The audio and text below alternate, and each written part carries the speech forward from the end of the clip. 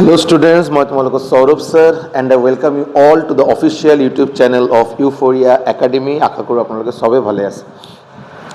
So যোৱা কেইদিনৰ পৰা আমাৰ ফালৰ পৰা যেনেকৈ স্ট্যাটিক জিকে ৰেগুলাৰ ক্লাसेस আমি আপলোড কৰি আছো, টপিক ওয়াইজ ক্লাसेस দিয়াৰ আমি ট্ৰাই কৰি আছো। বাট যোৱা 10 দিন 15 দিন ক'ব পাৰোঁ, 2 সপ্তাহ বাৰু মই বাৰু বহুত এনেকৈ মেছেজ পালোঁ ষ্টুডেণ্টৰ পৰা যে ছাৰ আপুনি MCQ আমাক দিয়ক, MCQৰ জৰিয়তে যদি কমপ্লিট GSখিনি শেষ কৰা যায় বস্তুখিনি বেছি মনত থাকে আৰু বস্তুখিনি সোনকালে বস্তুখিনি কৰা যায় আৰু চ' মই বাৰু যিটো অলপ ডিজাইন কৰিছোঁ বাৰু ক্লাছেছ কেইটা অলপ আগতে অলপ because this is the first class MCQছৰ জৰিয়তে যিটো আপোনালোকে থাম্বনেইলৰ পৰা পাইছে যে MCQছৰ জৰিয়তে কমপ্লিট মডাৰ্ণ ইণ্ডিয়ান হিষ্ট্ৰী শেষ কৰিম। Similarly, ancient Indian history, medieval Indian history, polity, geography গোটেইখিনি MCQছৰ জৰিয়তে শেষ কৰাৰ যেটো এটা সিদ্ধান্ত লোৱা হৈছে বা যেটো প্ল্যানিং কৰা হৈছে বস্তুখিনি কিয় ইউনিক বস্তুখিনি কেনেকৈ প্ল্যান কৰিছো অলপ আগতে অলপ কৈ দিও আৰু যেতিয়া আপুনি কোশ্চেন কেটা পাব আৰু ফাৰ্স্ট অফ অল এটা কোশ্চেন আপুনি এনেকৈ নাপায় যি কোশ্চেন বাৰু এক্সামত আহা নাই মানে গোটেই কেটা কোশ্চেন 100% কোশ্চেন আপুনি প্ৰিভিয়াস ইয়াৰ কোশ্চেন পাব। Clear? So 100% question अपने previous year question पाबो SSC MTS और होबो पारे हमारे ADRE होबो पारे हमारे आसाम पुलिस माने स्टेट विभिन्न स्टेट बेलेग स्टेट गवर्नमेंट और previous year question पर कलेक्ट करा question होसे SSC MTS CHSL CGL RRB NTPC RRB Group D माने मुठते previous year question যদি আমি ভালকে যদি করা কভার করা হয় যদি তেতিয়া আমি বস্তুখিনি তেতিয়া আমার এক্সামত ইয়াৰ পৰা আহাৰ চান্স ম্যাক্সিমাম হয় না নাই আমি সবে জানো যে আমাৰ ADRE কক আসাম পুলিসে কক বা যিকোনো এক্সামে কক আমাৰ স্টেট গভৰ্নমেন্টৰ যিকোনো এক্সামে কক ইয়াৰ কাৰণে প্ৰিভিয়াস ইয়াৰ কোশ্চেন কিন্তু বহুত ডাঙৰ এটা ইম্পৰ্টেন্ট ৰোল এটা প্লে কৰে। ৰ্যান্ডমলি MCQs যদি কৰা যদি স্টাৰ্ট কৰি দিতে কোনো হেকে নাই বস্তুগুলো হেকে নাই যেতিয়া মই 1000টা MCQs কৰাৰ পিছত আপুনি ক'ব স্যাৰ 1000টা MCQ কৰা হ'ল বাৰু বাট বাৰু এনেকৈ বহুত কেইটা চাগে টপিক বাকি থাকি গ'ল যিকেইটা টপিক এতিয়া কৰাই নাই বিকজ MCQs যেতিয়া আপুনি কৰিব বস্তুখিনি বহুত সিলেক্টিভ হোৱা বহুত প্ৰয়োজন যিকেইটা কোশ্চেন এক্সামত আহাৰ চান্স বেছি বা এক্সামত আহিব এইকেইটাই কৰিম বাৰু হয় নাই আৰু এক্সামত কোন কেইটা কোশ্চেন আহে নৰ্মালি আমি কি দেখা পাওঁ যে প্ৰিভিয়াস ইয়াৰ কোশ্চেনৰ পৰা SSC ৰেলৱেজ বা বিভিন্ন ষ্টেট গভৰ্নমেন্ট এক্সামছৰ পৰা কিন্তু প্ৰিভিয়াস ইয়াৰ কোশ্চেনৰ ইম্পৰ্টেন্স কিন্তু বহুত হাই থাকে।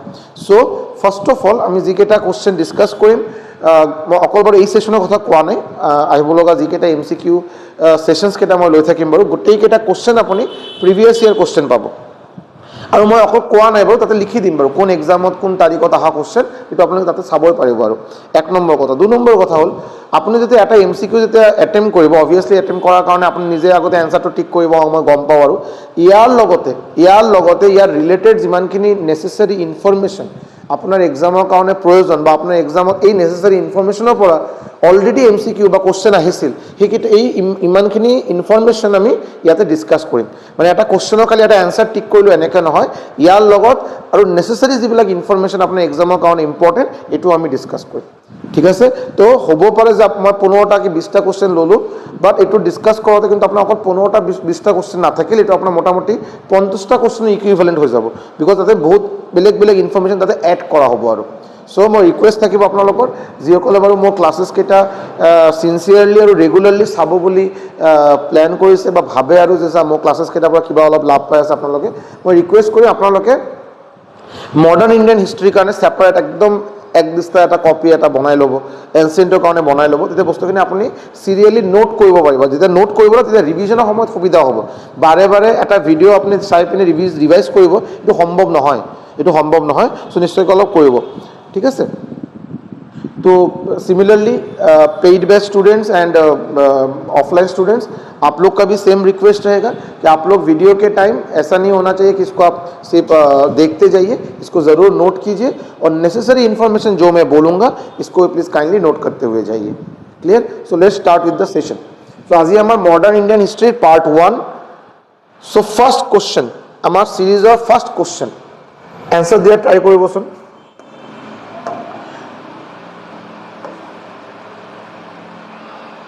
की क्वेश्चन दिया से सब इन 1824 the sepoys refused to go to which place to fight for the East India Company by a sea route 1824 ইয়াতে এটা বহুত ডাঙৰ এটা ব্যাটেল হৈছিল এটা যুদ্ধ হৈছিল এই যুদ্ধৰ কাৰণে ইষ্ট ইণ্ডিয়া কোম্পানী অবভিয়াসলি যেতিয়া ইণ্ডিয়ান সিপয়েজক অবভিয়াছলি ইণ্ডিয়ান চিপইজ বহুত আছিল যে আমাৰ ব্ৰিটিছৰ আণ্ডাৰত কাম কৰা আছিল। চ' তেখেতসকলক যাব লাগিব এতিয়া যুদ্ধ কৰাৰ বাবে, বাট বহুত চিপইজ, নাম্বাৰ অফ চিপয়, নাম্বাৰ অফ সৈন্য এইটো কিন্তু আপোনাৰ ডিনাই কৰিছিল, মানে নাযাব বুলি কৈছিল বাৰু তেখেতসকলে। কোন পাৰ্টিকুলাৰ ঠাইত নাযাব বুলি কৈছিল আৰু ইন 1824।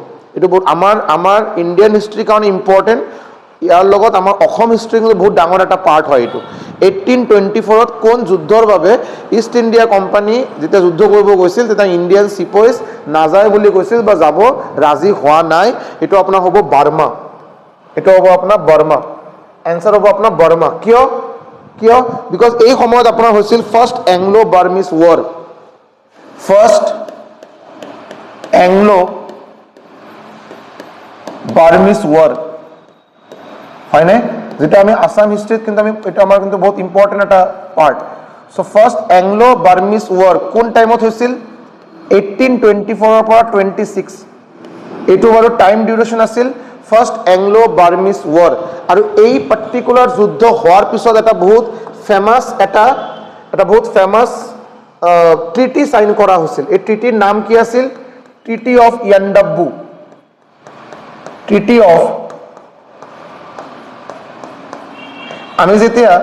আমি যেতিয়া আসাম জিকে বা আসাম হিষ্ট্ৰী পঢ়া ষ্টাৰ্ট কৰিম তাতে আমি পাম যে ট্ৰিটি অফ ইয়ান্ডাবু যিটো বাৰু 1826ত সাইন কৰা হৈছিল, 1826ত সাইন কৰা হৈছিল।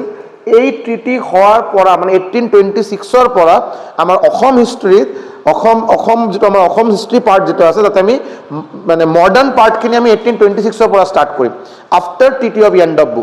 ठीक है, तो ये आपका 1824 में कौन सा जगह वो लोग आने के लिए मना कर रहे थे सिपाही? बर्मा में। बर्मा में क्यों आने का बात था? Because first Anglo Burmese war हुआ था। कब हुआ था? 1824 पर 1826। এই যুদ্ধ হোৱাৰ পিছত এটা ট্ৰিটি সাইন কৰা হ'ল। কি ট্ৰিটি সাইন কৰা হৈছিল? ট্ৰিটিৰ নাম কি আছিল? Treaty of Yandabo. এতিয়া কথা হ'ল আহিবলৈ কিয় মানা কৰিছিল, কিয় না हो? रीजन पता है आप लोग को? अगर होगा तो प्लीज कमेंट सेक्शन में बताइए क्यों आने के लिए वो लोग मना कर रहे थे। रीजन होल बिकॉज ताते তেতিয়া এটা মানে এইটো सुपरस्टिशन ক'ব পাৰে। তেতিয়া এইটো माना আছিল যে अगर हम लोग समंदर पार करके जाएंगे तो हम लोग का धर्म भ्रष्ट हो जाएगा। बेसिकली ब्राह्मीण सिपाही बहुत কেইজন আছিল, তেখেতসকলে এটা আছিল বাৰু, এইটো মানে সুপাৰষ্টিশ্যন ক'ব পাৰে বা এটা ট্ৰেডিশ্যন তেখেতসকলে, যদি কোনো নদী বা ডাঙৰ নদী বা কোনো সমুদ্ৰ যদি পাৰ কৰি বেলেগ ঠাইত যদি যাব লগা হয় তেখেতসকলৰ ধৰ্ম ভ্ৰষ্ট হ'ব আৰু। সো এইটো এটা বহুত ডাঙৰ এটা তেখেতসকলে মানে এই সময়টোত বহুত ডাঙৰ এটা ৰিজন আছিল যে এইটো কাৰণে তেখেতসকলে বাৰ্মা আহিব বিচৰা নাই। ক্লিয়াৰ হ'ল? বাৰ্মা আহিব বিচৰা নাই। ওকে, সো এইটো কাৰণটো আপুনি লিখি ল'ব পাৰে যে সি ভয়েজ মানে যেতিয়া নদী বা সমুদ্ৰ পাৰ কৰা বা সমুদ্ৰ পাৰ কৰা যেতিয়া কথা হ'ব তেতিয়া ধৰ্মভ্ৰষ্ট হোৱাৰ এটা ভয় থাকে বা ধৰ্মভ্ৰষ্ট হ'ব বুলি তেখেতসকলৰ এটা চিন্তা আছিল বা এটা কথা আছিল, এটা যেতিয়া এনেকৈ এটা ট্ৰেডিশ্যন চলি আছিল এই সময়তে এই কাৰণতে তেখেতসকলে বাৰু বাৰ্মা আহিব বিচৰা নাই। This was the first question of the day. Clear? आगे बढ़ते हैं। Next question, Vasco da Gama a Portuguese explorer came to India in. First Portuguese বা ফাৰ্ষ্ট ইউৰোপিয়ান যে ইণ্ডিয়াত আহিছিল তেখেতৰ নাম কি আছিল? আপোনালোকে নিশ্চয় গম পায়, ইউৰোপিয়ান পাৱাৰ। পৰ্তুগীজ আহিছিল, ইয়াৰ পিছত আহিছিল ডাচ, ইংলিছ, ডেনিছ আৰু আমাৰ ফ্ৰেঞ্চ, হয়নে? পৰ্তুগালৰ আমাৰ ইউৰোপিয়ান পাৱাৰ ভিতৰত পৰ্তুগালৰ পৰা আহিছিল, নেদাৰলেণ্ডৰ পৰা আহিছিল, ব্ৰিটেইনৰ পৰা আহিছিল, ডেনমাৰ্কৰ পৰা আহিছিল আৰু ফ্ৰান্সৰ পৰা আহিছিল। এই পাঁচটা ইউৰোপিয়ান পাৱাৰ ইণ্ডিয়াত লাহে লাহে এজনকে আহিছিল আৰু তেখেতসকলৰ মাজত যুদ্ধ হ'লেই হ'ল। ফাইনেলি ব্ৰিটিছ সাম্ৰাজ্য 200 বছৰলৈকে আমাৰ ইণ্ডিয়াত ৰাজত্ব কৰিলে। এইটো চবেই গম পাওঁ, এইটো আমি নিশ্চয়কৈ আৰু ডিটেইলছত মডাৰ্ণ ইণ্ডিয়ান হিষ্ট্ৰীত ডিছকাছ কৰিম। বাট এতিয়া কথা হ'ল যে ভাস্কো ডা গামা যি বাৰু ফাৰ্ষ্ট পৰ্তুগীজ আছিল ইণ্ডিয়াত আহাৰ, তেখেতে কেতিয়া আহিছিল? চবেই এইটো জানে বাৰু, 1498। এতিয়া এনচাৰ হ'ব বাৰু 1498। सो 1498 में आया था, 1498 में। क्लियर? सो 1498 में आया था। अभी बात यह है, इसका आपका आंसर होगा 1498। इसके साथ नेसेसरी इंफॉर्मेशन क्या आपको जानना है? क्या जानना है कि वास्को डा गामा 1498 में जब आया था, एग्जैक्ट डेट अगर आपको पूछा जाएगा, नहीं पूछा जाएगा, जानकारी के लिए बोलता हूं। नॉर्मली बहुत सारा किताब में बहुत बेलेग किताबों लिखा था कि 17 मई 1498 और अपने किताबों पाबो তাতে লিখা থাকিব 20 মে 1498। ঠিক আছে, এই দুটা ডেটৰ মাজত বেলেগ বেলেগ কিতাপত বেলেগ বেলেগ ইনফৰমেশ্যন দিয়া থাকে, বাট মই যিমানখিনি জানো বা মই যিমানকেইটা কিতাপত পালোঁ, মোষ্ট অফ দ্য কিতাপত কিন্তু 17 মে 1498 দিয়া থাকে। ফাৰ্ষ্ট অফ অল, চ' আপোনাৰ ভাস্কো ডা গামা ইণ্ডিয়াত কেতিয়া আহিছিল? 1498 আহিছিল। ক'ত আহিছিল? কেলিকট। ক'ত আহিছিল? কেলিকট। কেলিকট।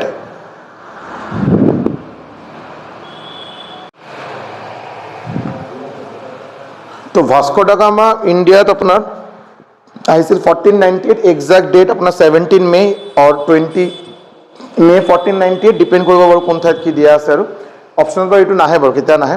এতিয়া কথা ক'ত আহিছিল? কেলিকট। ক'ত আহিছিল? কেলিকট। কেলিকট পোৰ্টত আহিছিল। কেলিকট পোৰ্টত আহিছিল আপোনাৰ কোন জাগা যদি কোৱা হয়, কোন জাগাত আহিছিল? কোজিকোড। কোজিকোড, ठीक है, जितु बार केरलात আছে, जितु बार केरलात আছে, केरला में है, ठीक है। कैलिकट पोर्ट में आए थे, कैलिकट पोर्ट में आए थे, कोजिकोड में आए थे। कोजिकोड कैलिकट আজিৰ দিনত ইয়াক কোজিকোড বুলি কোৱা হয়। একচুৱেলি তেতিয়া বাৰু নাম আছিল কেলিকট, আজিৰ দিনত এই কেলিকটক কোজিকোড বুলি কোৱা হয়, যি জাগাখিনি বাৰু কেৰালাত আছে, যি জাগাটো কেৰালাত আছে। ওকে, কোন ৰজাই তেখেতক গ্ৰিটিং কৰিছিল? কোন ৰজাই তেখেতক ওয়েলকাম জনাইছিল? ৰজাৰ নাম আছিল জামোৰিন। रॉजर नाम किया আছিল জামোরিন। এই ইনফরমেशन के लिए बहुत इंपॉर्टेंट, ठीक है। वास्को डा गामा इंडिया में कब आया था? 1498 में आया था। कहाँ पे आया था? कैलिकट में आया था, कैलिकट पोर्ट में आया था। कैलिकट को आज के दिन में क्या नाम से जाना जाता है? कोजिकोड नाम से जाना जाता है। ये कोजिकोड कहाँ पे है? केरला में है। कौन सा राजा उनको वेलकम किए थे? नाम था, हिंदू एक राजा था, नाम था জামোরিন। क्लियर है? यार पिছত তেখেতক এজন গুজৰাটী মাৰ্চেন্ট, গুজৰাটী ব্যৱসায়ী তেখেতে হেল্প কৰিছিল ইণ্ডিয়াত অহাৰ বাবে। তেখেতৰ নাম আছিল আব্দুল মাজিদ। जी गुजराटी मार्चेंट, जी गुजराटी मार्चेंट तेखেতক हेल्प কৰিছিল। এই গুজৰাটি মাৰ্চেন্টৰ নাম আছিল আব্দুল মাজিদ। नाम আছিল আব্দুল মাজিদ। আব্দুল মাজিদে তেখেতক হেল্প কৰিছিল। ক্লিয়াৰ? সো आपका ऑब्वियसली 1498 এটো তোমাৰ এক্সামত আহা কোশ্চেন আপোনাৰ চাবই পাইছে, এসএসসি এমটিএস 2022 ত আহা কোশ্চেন। ইয়াৰ লগতে বাকি ইনফরমেশন কেইটা কিন্তু জানা প্রয়োজন। क्लियर? ओके, आगे चलते बाकी ऐसे डिटेल्स में तो हम लोग मॉडर्न इंडियन हिस्ट्री में करेंगे ही, लेकिन इतना कम से कम जान के रखिए। Moving forward, question number 3, which city was the capital of the French colony in India? French colony, India French colony ক'ত আছিল বাৰু? এটো সবে গম পায়, বহুত ইজি হয় বাৰু এটো। फ्रेंच कॉलोनी কি নাম আছিল? फ्रेंच कॉलोनी নাম আছিল আপোনাৰ পণ্ডিচেৰী। কি নাম আছিল? फ्रेंच कॉलोनी সবে জানো। फ्रेंच कॉलोनी ক'ত থাকে? ক'ত আছে বাৰু? পণ্ডিচেৰীত আছিল। ওকে, এতিয়া কথা হ'ল ইয়াৰ লগতে বাৰু কেইটামান ইম্পৰ্টেন্ট ইনফৰমেশন। फ्रेंच कॉलोनी পণ্ডিচেৰীত কেতিয়া বনোৱা হৈছিল? কোন ইয়াৰত পণ্ডিচেৰীক फ्रेंच कॉलोनी বনোৱা হৈছিল? এই ইয়াৰটো মনত ৰাখা ইম্পৰ্টেন্ট। 1673। कौन सा ईयर में पौंडीचेरी को फ्रेंच कॉलोनी बनाया गया था? आपका ईयर होगा 1673। क्लियर है कि नहीं है? ठीक है यार। इसके बाद आपका एक आ सकता है कि French east India company, French east India company যেতিয়া ইন্ডিয়াত আহিছিল, फ्रेंच ईस्ट इंडिया कंपनी ইন্ডিয়াত আহিছিল কোন ইয়াৰত? 1664। কোন ইয়াৰত আহিছিল? 1664। फ्रेंच ईस्ट इंडिया कंपनी, যেনেকৈ ব্ৰিটিছ ইষ্ট ইণ্ডিয়া কোম্পানী হয়, এনেকৈ আছিল বাৰু ফ্ৰেঞ্চ ইষ্ট ইণ্ডিয়া কোম্পানী। কেতিয়া বনোৱা হৈছিল? 1664। আহাৰ লগে লগে বাৰু ফেক্টৰী বনোৱা সম্ভৱ নহয়, মাজত এটা 9 বছৰৰ এটা গ্যাপ হৈ গ'ল, 9 ইয়াৰ্ছৰ এটা গ্যাপ হৈ গ'ল। ইয়াৰ পিছত 1673 পণ্ডিচেৰীক কলনী বনোৱা হ'ল। বঢ়িয়া। এতিয়া কথা হ'ল এই যে যেতিয়া 1664ত ফ্ৰেঞ্চ ইষ্ট ইণ্ডিয়া কোম্পানী বনোৱা হৈছিল, এই সময়ত ফ্ৰেঞ্চৰ ৰজা কোন আছিল? ফ্ৰেঞ্চৰ ৰজা আছিল লুইস 14। লুইস 14 এই নামখিনি কিন্তু বহুত ইম্পৰ্টেন্ট। এই নামটো বহুত ইম্পৰ্টেন্ট, এক্সামত কিন্তু আহিছে বাৰু। কোন ৰজাই আছিল বাৰু যি ৰজাৰ সময়তে ফ্ৰেঞ্চ ইষ্ট ইণ্ডিয়া কোম্পানী বনোৱা হৈছিল? 1664ত বনোৱা হৈছিল। ৰজাৰ নাম আছিল লুইস 14। ঠিক আছে, লুইস 14। আৰু পণ্ডিচেৰীক বনোৱা হৈছিল ফ্ৰেঞ্চ কলোনী 1673। क्लियर? आगे बढ़ते हैं, ठीक है। Who among the following build the first European fort in India in the year 1503? এটো চাব, যদি আপোনালোকে যদি অলপ হিষ্ট্ৰী যদি অলপ মানে সিকুৱেন্সিয়েলি বা ক্ৰনলজিক্যালি পঢ়া হৈছে, আপুনি অপশ্যন চাই পিনে লগে লগে উইদাউট নোয়িং ফাৰ্দাৰ ইনফৰমেশ্যন, বেলেগ ইনফৰমেশ্যন নাথাকিলে আপুনি ক'ব পাৰিব যে 1498ত ভাস্কো ডা গামা আহিল। তো ফাৰ্ষ্ট কোন ইউৰোপিয়ান পাৱাৰ ইণ্ডিয়াত আহিছিল? আমি অলৰেডি ডিছকাছ কৰি টোটাল 5টা ইউৰোপিয়ান পাৱাৰ ইণ্ডিয়াত আহিছে, হয়নে? পৰ্তুগিজ, ডাচ মানে পৰ্তুগাল, নেদাৰলেণ্ড, ব্ৰিটিছ মানে গ্ৰেট ব্ৰিটেইন, এইফালে আপোনাৰ ডেনমাৰ্ক আৰু ফ্ৰান্স। চ' ইয়াৰ মাজত আগত কোন আহিছিল, একদম ফাৰ্ষ্টত কোন আহিছিল বাৰু?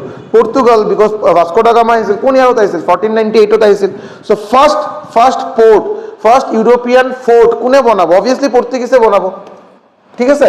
ফাৰ্ষ্ট ইউৰোপিয়ান फोर्ट কোনে बना? फोर्ट माने किला, राजशाही किला जो होता है, जो आपको दास दरबार को प्रोटेक्ट करता है, बाहर से कोई दुश्मन आएगा तो उनको गोलीबारी करने के लिए, है ना, जो किला जो बनाया जाता है उसको बोलते हैं फोर्ट।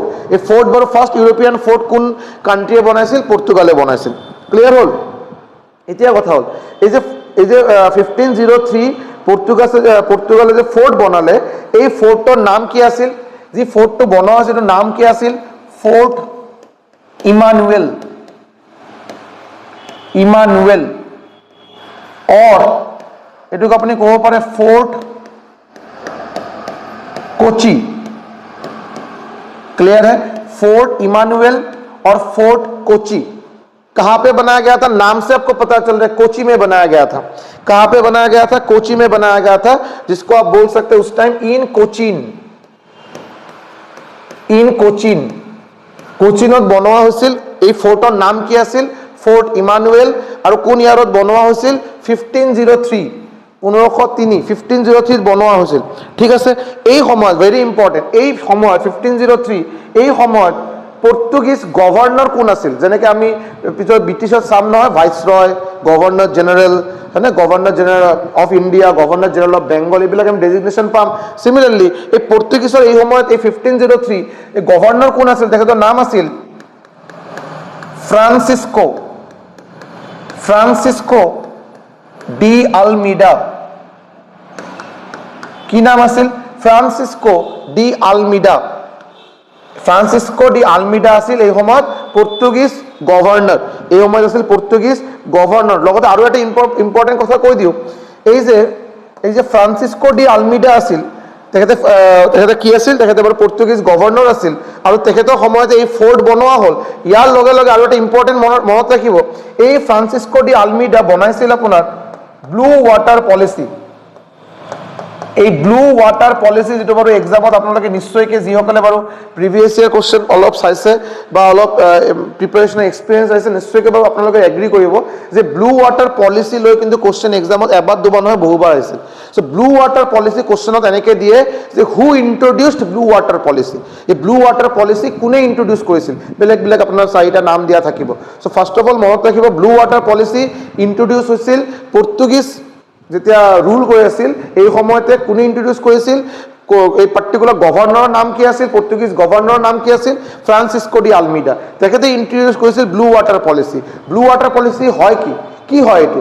একচুৱেলি কি হয়, যেতিয়া আপুনি পৰ্তুগিজ যেতিয়া ইণ্ডিয়াত আহি পালে, আৰু বেচিকেলি আপোনাৰ এই ৱেষ্টাৰ্ণ কোষ্ট, আৰু আমাৰ ৱেষ্টাৰ্ণ ছাইডত যিটো কোষ্ট আছে, মানে গোৱা, এইফালে আমাৰ কোচিন, হয়নে, কেলিকট, এইবিলাক যেতিয়া লাহে লাহে কভাৰ কৰা, সুৰত লাহে লাহে কভাৰ কৰা ষ্টাৰ্ট কৰিলে, তেতিয়া এই পলিচিটো ওলোৱা মানে তাতে ফোৰ্ট বনাই দিলে, কিলা বনাই দিলে, আৰু এইটো নিয়ম বনাই দিলে যে এই যে ইণ্ডিয়ান অ'চেন যে আছে, ইণ্ডিয়ান অ'চেন, মানে আপুনি যদি চাই, যদি এইটো ইণ্ডিয়াৰ মেপ যদি চাই, এই যে ইয়াতে কি আছে? ইণ্ডিয়ান অ'চেন আছে। এইটো ইণ্ডিয়াৰ বাৰু সাউদাৰ্ণ মোষ্ট পোৰ্চনখিনি। এই ইণ্ডিয়ান অ'চেনত যদি কোনোবা যদি নিজৰ শ্বিপ বা জাহাজ যদি আপোনাৰ অপাৰেট কৰিব লাগে, যদি কিবা ধৰণৰ ট্ৰেড বা বিজনেছ কৰাৰ বাবে এই ইণ্ডিয়ান অ'চেনত কিবা বিজনেছ বা ট্ৰেড কৰাৰ বাবে পৰ্তুগালৰ পৰা বা এই পাৰ্টিকুলাৰ গভৰ্ণৰ ফ্ৰান্সিস্কো ডি আলমিডাৰ পৰা পাৰ্মিশ্যন লোৱা মেণ্ডেটৰী কৰি দিলে, আৰু লগতে টেক্স দিব লাগিব। লগতে টেক্স দিয়াটো মেণ্ডেটৰী কৰিলে, পাৰ্মিশ্যনটো মেণ্ডেটৰী কৰিলে। আদাৰৱাইজ এই পাৰ্টিকুলাৰ ইণ্ডিয়ান অ'চেন যিটো ৱাটাৰ, এই ৱাটাৰত বেলেগ কোনো ট্ৰেড বা বিজনেছ কৰিব নোৱাৰে উইদাউট পাৰ্মিশ্যন। এইটো আছিল বাৰু ব্লু ৱাটাৰ পলিচি। ক্লিয়াৰ হ'ল? অলপ কাইণ্ডলি নোট কৰি ল'ব হা। Moving forward, who was made the Nawab of Bengal following the battle of Plassey? Battle of Plassey হোৱাৰ পিছত নবাব অফ বেংগল কাক বনাই দিয়া হ'ল? অলপ ভালকৈ চাব, লগে লগে একদম কুৱেশ্যনখিনি একদম তাড়াহুড়া কৰি কিবা এটা ভুল এনচাৰ নিদিব। আৰু after battle of Plassey, following মানে আফটাৰ বেটেল অফ পলাচী হোৱাৰ পিছত কাক নবাব বনোৱা হ'ল? অবভিয়াছলি মীৰ জাফৰক বনোৱা হ'ল। বিকজ চাব, আগতে আছিল বাৰু নামকেইটা বাৰু মই অবভিয়াছলি মডাৰ্ণ ইণ্ডিয়ান হিষ্ট্ৰীৰ সময়ত ডিটেইলছত ক'ম বাৰু, বাট এতিয়া অলপ শুনি ল'ব। আৰু মুৰ্ছিদ কুলি খান বুলি আছিল বাৰু আপোনাৰ গভৰ্ণৰ বেংগলৰ, মানে বেটল অফ পলাচি হোৱাৰ মোটামুটি মই নবাব অফ বেংগলৰ কথা যেতিয়া কৈ আছোঁ, এজন আছিল মুৰ্ছিদ কুলি খান, তেখেতে বহুত বছৰলৈকে ৰাজত্ব কৰিলে। মুৰ্ছিদ কুলি খান যোৱাৰ পিছত আহি গ'ল আলিবৰ্দী খান। এই আলিবৰ্দী খান মোটামুটি আপোনাৰ এই আলিবৰ্দী খান, আগত আছিল মুৰ্ছিদ কুলি খান, ইয়াৰ পিছত আহিল আলিবৰ্দী খান। এই আলিবৰ্দী খান 1846 পৰা 1856লৈকে ৰাজত্ব কৰিলে। 1846 পৰা 1856লৈকে as a nawab of Bengal তাতে ৰাজত্ব কৰিলে। ইয়াৰ পিছত আহি গ'ল কোন? সিৰাজউদ্দৌলা। আফটাৰ আলিবৰ্দী খান কোন আহিল? সিৰাজউদ্দৌলা। এতিয়া সিৰাজউদ্দৌলা অহাৰ লগে লগে তেখেতে কি কৰিলে, যিটো আমাৰ কেলকাতাত যিটো ফৰ্ট আছিল, কেলকাতা ফৰ্টত এটাক কৰিলে। মানে কেলকাতা যিটো ব্ৰিটিছৰ এটা ফৰ্ট আছিল আৰু ফৰ্ট অফ কি কয় এইটো, কেলকাতা ফৰ্টত এটাক কৰাৰ লগে লগে তাতে বহুত ব্ৰিটিছ সোলজাৰক তেখেতে মাৰি পেলালে আৰু যিটো এইটো নাম কোৱা হয় black hole tragedy. Black hole tragedy तो की वस्तु है? ब्लैक होल ट्रेजेडी की वस्तु है? जब सिराजुद्दौला पलासी बैटल होने से पहले का बात है ये। पलासी बैटल हुआ इस कारण से, ठीक है। अलीवर्दी खान जब तक थे कोई दिक्कत नहीं हो रहा था, ब्रिटिश के साथ समझौता करके टैक्स वैक्स देके चल रहा था काम। सिराजुद्दौला थोड़ा डोमिनेंट थे, थोड़ा पावरफुल थे। तो सिराजुद्दौला की करिले तेखेते कलकाता फोर्टत अटैक करिले। ফৰ্ট উইলিয়াম, কেলকাতা ফৰ্টৰ নাম হ'ল ফৰ্ট উইলিয়াম। তেখেতে ফৰ্ট উইলিয়ামত এটাক কৰিলে। এটাক কৰাৰ পিছত তেখেতে পালে যে এইটো অৱস্থা বেয়া আৰু আমাক ফেক্টৰী বুলি কৈছিল, এতিয়াতো ইংৰাজীত ফৰ্ট বনাই দিছে। চ' তেখেতসকলে এটাক কৰিলে আৰু এটাক কৰাটো ঠিক আছে বাৰু, এই সময়তে বাৰু তেখেতসকলে ৰেডি নাছিল, ইংলিছ ৰেডি নাছিল একচুৱেলি। চ' এইটো বাৰু ইংলিছত বহুত ডেমেজ হৈ গ'ল। আৰু ইয়াৰ লগত এটা কিবা কি কৰিলে, এটা সৰু ৰুম, যি ৰুমত কোনো ভেণ্টিলেশ্যন নাই, কোনো এয়াৰ ইন বা আউট, ইয়াৰ পাছেজৰ কোনো ব্যৱস্থা নাই। এই এটা সৰু ৰুমত 140 জন ব্ৰিটিছ অফিচিয়েলক, 140 জন, কিমান 140, 140 জন ব্ৰিটিছ চিপাহী বা ব্ৰিটিছ চলজাৰ বা ব্ৰিটিছ অফিচিয়েলক তাতে সোমাই দৰ্জা লগাই দিছে আৰু লক কৰি দিছে আৰু। এতিয়া 2-3 দিন পিছত যেতিয়া আৰু তাতে আৰু বেলেগ চলজাৰ আহি পালে খবৰ পোৱাৰ পিছত, তেতিয়া পালে যে তাতে 140 জনে বাৰু নাই আৰু ডিউ টু সাফোকেশ্যন গোটেইকেইটা মৰিলে। চ' এই পাৰ্টিকুলাৰ যিটো ইনচিডেণ্ট, ইয়াক কোৱা হয় ব্লেক হোল ট্ৰেজেডি। এই ব্লেক হোল ট্ৰেজেডি হোৱাৰ পিছত আমাৰ ৰবাৰ্ট ক্লাইভ, তেতিয়া বাৰু গভৰ্ণৰ অফ বেংগল কোন আছিল এই সময়ত? গভৰ্ণৰ অফ বেংগল কোন আছিল? ৰবাৰ্ট ক্লাইভ বেয়া খং কৰিলে আৰু गुस्से में एकदम लाल नील हो गए एकदम रॉबर्ट क्लाइव। नॉर्मल बहुत गुस्सा हुआ, वो था नहीं। सिराजुद्दौला ऐसा किए, बहुत ज्यादा गुस्सा हुआ। এইটো পিছত আহি গ'ল আপোনাৰ বেটল অফ পলাচি। এতিয়া বেটল অফ পলাচি যেতিয়া কৰা হ'ল, কোন ইয়াৰত কৰা হৈছিল? 1757। बैटल ऑफ पलासी कब हुआ था? 1757, है कि नहीं? बैटल ऑफ पलासी में जब देखा कि इसका तो अच्छा खासा एक आर्मी है, सिराजुद्दौला का आर्मी अच्छा खासा आर्मी है, तो रॉबर्ट क्लाइव सोचा कि इसके साथ मैं अगर फेस टू फेस मारामारी करने जाऊं, जीत जाऊंगा, लेकिन मेरा बहुत ज्यादा वेस्टेज होगा, मेरा बहुत ज्यादा डैमेज होगा, कैजुअलिटी बहुत ज्यादा होगा। तो याद से ভাল मैं बेलेग किबा এটা বুদ্ধি এটা ওলাও। তার পিছত তেখেতসকলে এপ্ৰোচ কৰিলে কাক? মীৰ জাফৰ। কাক এপ্ৰোচ কৰিলে? মীৰ জাফৰ, হয়নে? মীৰ জাফৰক गोदी माने थ्रोन और लोभ दिया हो जे अगर आप मुझे हम लोग को हेल्प करेंगे सिराजुद्दौला को हराने में, रॉबर्ट क्लाइव मिर्जा फरूक को ले, अगर आप लोग इंग्लिश ईस्ट इंडिया कंपनी को हेल्प करेंगे सिराजुद्दौला को हराने में, तो हम लोग इनको हराने के बाद आपको नवाब ऑफ बंगाल बना देंगे।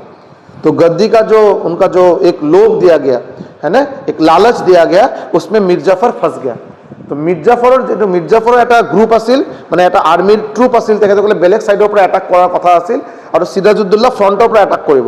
সো मीर জাফৰৰ আৰ্মি কেতিয়াও যুদ্ধত আহাই নাই আৰু এই কাৰণে ইণ্ডিয়ান হিষ্ট্ৰীত যিকেইটা আজিলৈকে বেটেল হৈছে, ইণ্ডিয়ান হিষ্ট্ৰীত যিকেইটা আজিলৈকে বেটেল হৈছে, শৰ্টেষ্ট বেটেল, আটাইতকৈ সৰু সময়ৰ কাৰণে চলা যুদ্ধ হ'ল বেটেল অফ পলাচি।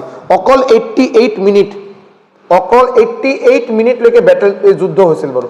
88 मिनट तक ये आपका बैटल चला था, 88 मिनट तक। 88 मिनट में बिकॉज मीर जाफर वाला पार्टी आया ही नहीं, सिराजुद्दौला को हरा दिया और सिराजुद्दौला उधर से भाग गया, बैटल फील्ड छोड़ के भाग गया। सो 88 मिनिटर যুদ্ধ শেষ আৰু बैटल ऑफ पलासी इंडियन हिस्ट्रीत হোৱা আটাইতকৈ সৰু যুদ্ধ, মানে সৰু টাইমৰ কাৰণে হোৱা যুদ্ধ। क्लियर, समझ गए बात? ओके, तो बैटल ऑफ पलासी ये समझ गए। बैटल ऑफ और कुछ बोलना था इसमें? ঠিক ঠিক ঠিক ঠিক ঠিক ओके तो आपको अगर ये क्वेश्चन এটা क्वेश्चन আহে বাৰু এনেকে যে মানে এইটো আপোনাৰ ই দিয়ে মানে ক্ৰনলজিক্যাল অৰ্ডাৰ লিখিব দিয়ে যে নবাব অফ বেংগলৰ ক্ৰনলজিক্যাল অৰ্ডাৰ লিখিব চাৰিটা অপচন দিয়া থাকিব মুৰ্শিদ কুলি খান আলিবৰ্দী খান সিৰাজউদ্দৌলা আৰু মীৰ জাফৰ তো আপোনাক লিখিব দিব যে ইয়াতে কোনে ফাৰ্ষ্ট আছিল কোনে সেকেন্ডত কোনে থাৰ্ড কোনে ফোৰ্থ এনেকে এটা অৰ্ডাৰ এটা দিব মানে লিখিব দিয়ে আৰু মনত ৰাখিব আগত হ'ল মুৰ্শিদ কুলি খান নেক্সট হ'ল আলিবৰ্দী খান নেক্সট হ'ল সিৰাজউদ্দৌলা অলপ একদম কম টাইমৰ বাবে এবছৰ নাছিল তেখেতে বাৰু ভালকে নেক্সট আহি গ'ল মীৰ জাফৰ নেক্সট আকৌ আহিছিল মীৰ কাসিম আৰু এনেকে গ'ল আৰু ক্লিয়াৰ ओके आगे बढ़ते हैं next question who regarded Vedas as the source of all knowledge and known for the slogan go back to the Vedas কোনে কৈছিল যে যিমান আমাৰ নলেজৰ প্ৰয়োজন আমাৰ দৈনন্দিন জীৱনে চলাৰ বাবে যিমান নলেজৰ প্ৰয়োজন গোটেইখিনি আমাৰ বেদাসত পাম আমি বেদ যেতিয়া আমি পঢ়িম তাতে পাম আৰু এই এটা বহুত ইম্পৰ্টেন্ট স্লোগান আৰু ফেমাস স্লোগান তেখেতে দিছিল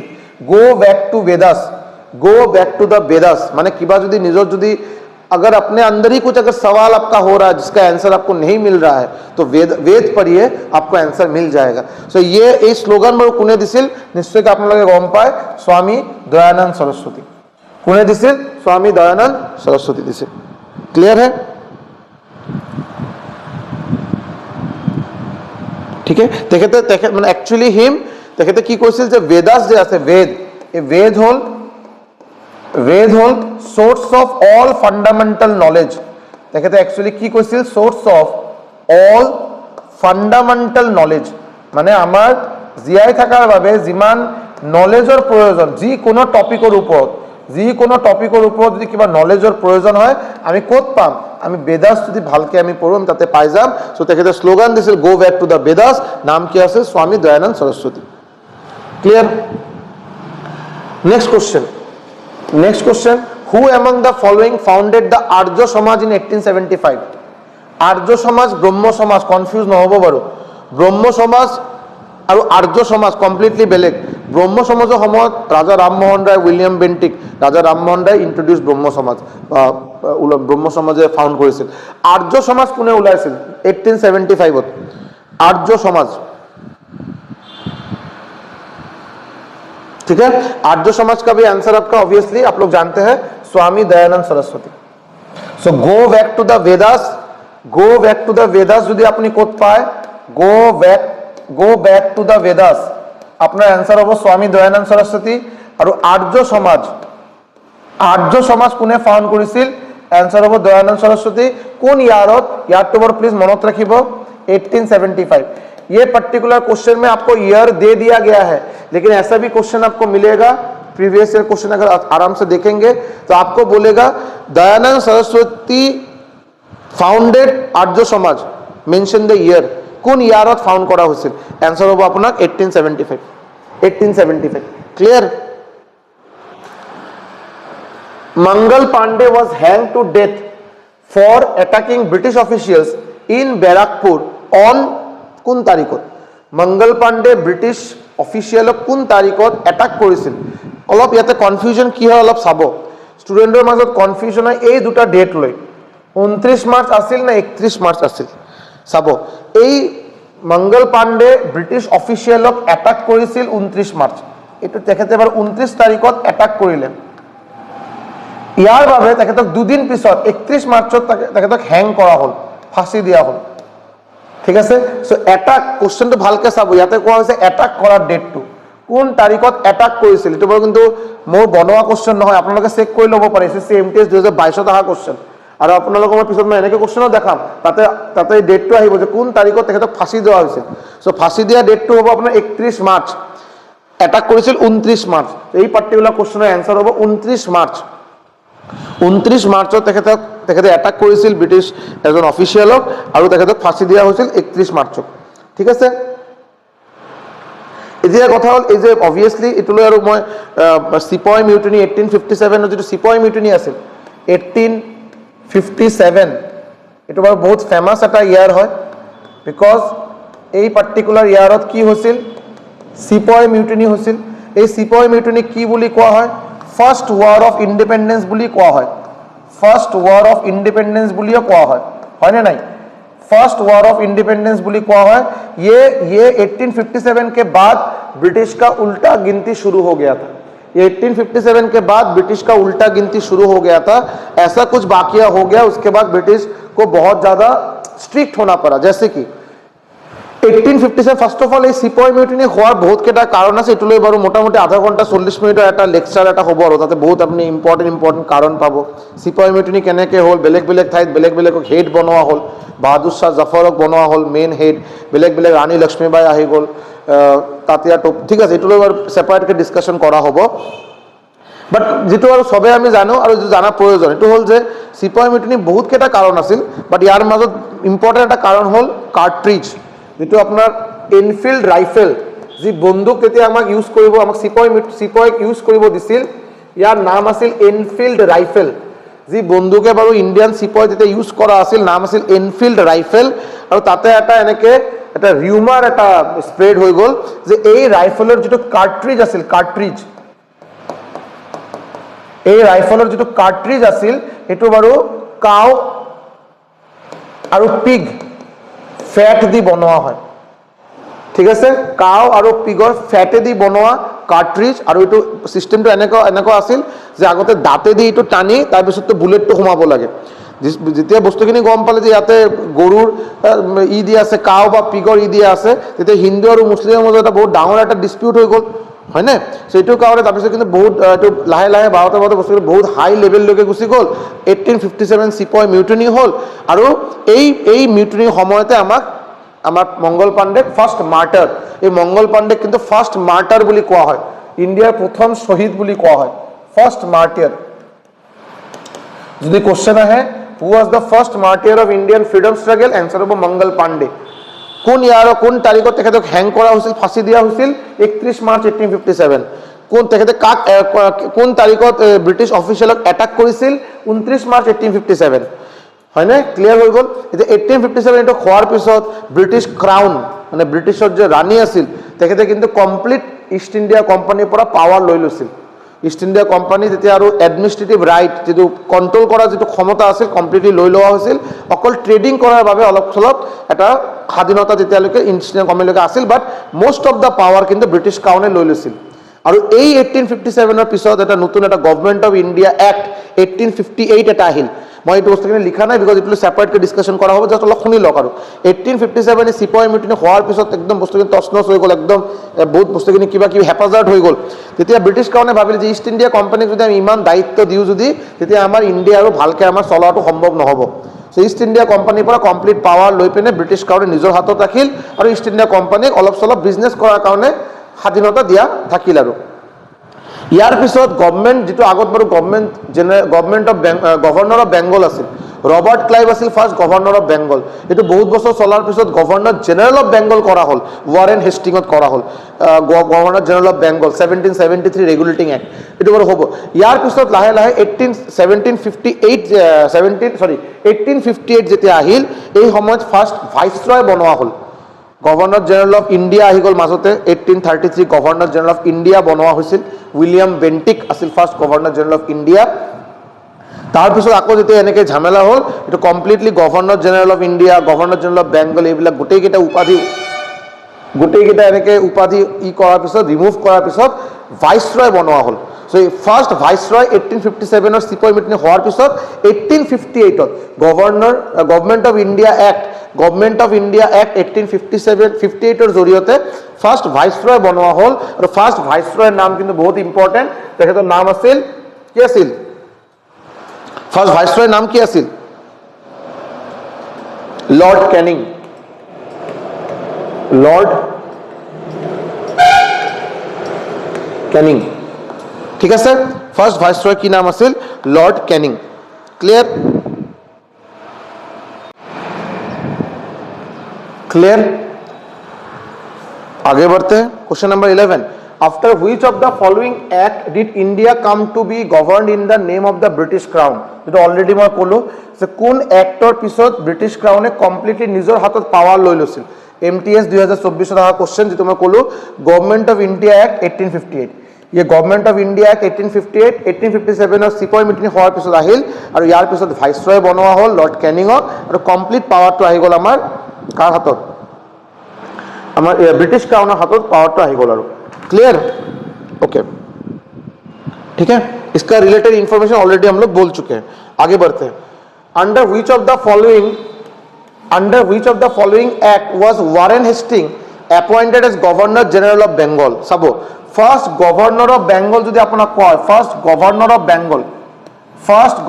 বেঙ্গল কোন আছিল আপোনাৰ आंसर হ'ব Robert Clive first গভৰ্নৰ of Bengal কোন আছিল আপোনাৰ आंसर হ'ব Robert Clive first governor general of Bengal কোন আছিল গভর্নর জেনারেল অফ বেঙ্গল কোন আছিল আপনার आंसर হ'ব ওয়ারেন হেস্টিংস নাম লিখা আছে ওয়ারেন হেস্টিংস যদি আপোনাক কয় first governor general of India কোন আছিল তেতিয়া আপনার आंसर হ'ব William Bentinck governor general of India কোন আছিল নাম হ'ব উইলিয়াম